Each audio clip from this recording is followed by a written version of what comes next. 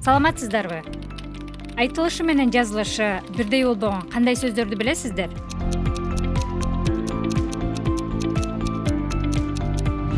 Кыргыз тилинде айтылышы менен жазылышында айырмаланган сөздөр абдан көп кездешет. Мындай сөздөр тил илиминде ассимиляция деп аталат. Мисалы, сөзсүз деп айтылат, бирок сөзсүз деп жазылат. Эмне үчүн кандай айтылса ошондой жазуу же кандай жазылса ошондой айтууга мүмкүн эмес?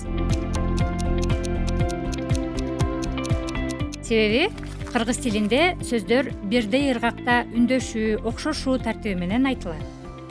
Бул сөздө з тыбышы жумшак жана с тыбышы каткалаң болгондуктан айтууда бирдей ыргактын сакталышына тоскоолдук жаратып, жумшак тыбыш каткалаң тыбышка окшошуп, ассимиляция кылышына баш ийип айтылды.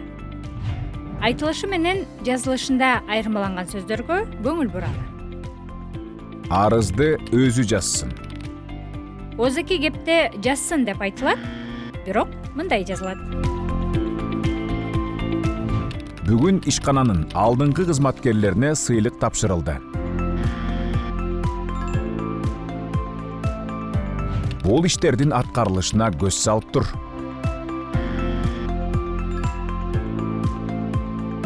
Манас эпосунун эң көлөмдүү варианттары Сагынбай жана Саякбай манасчыларга таандык. Ал бүгүнкү иш-чараны кыргызча алып барды.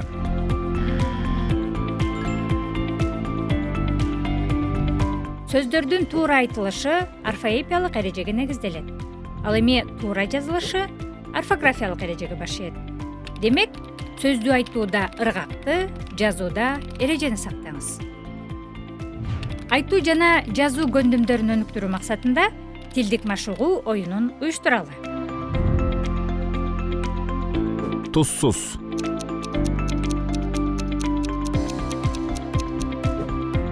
Жаз келди.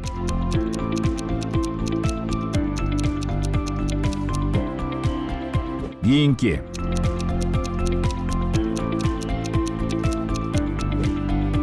Ишенбейм.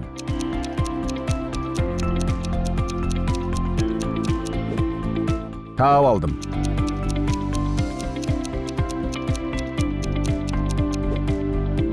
Түстөр.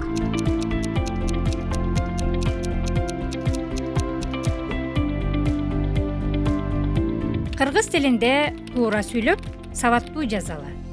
Катасыз жазууга орфографиялык сөздүк жардам берет. Келиңиздер, биргеликте орфографиялык сөздүктү колдонуп, каталарды табабыз. Бүгүнкү иштерди эртеңкиге калтырба.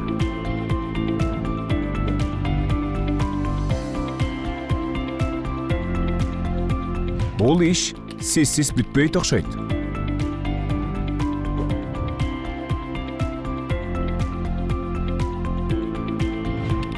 Насирдин Исанов, Кыргыз Республикасынын туңгуч премьер-министри.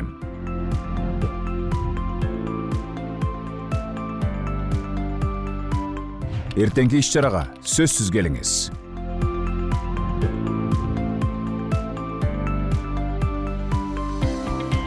Бишкек шаарында түнкүсүн катуу текшерүүлөр жүрүп жатат.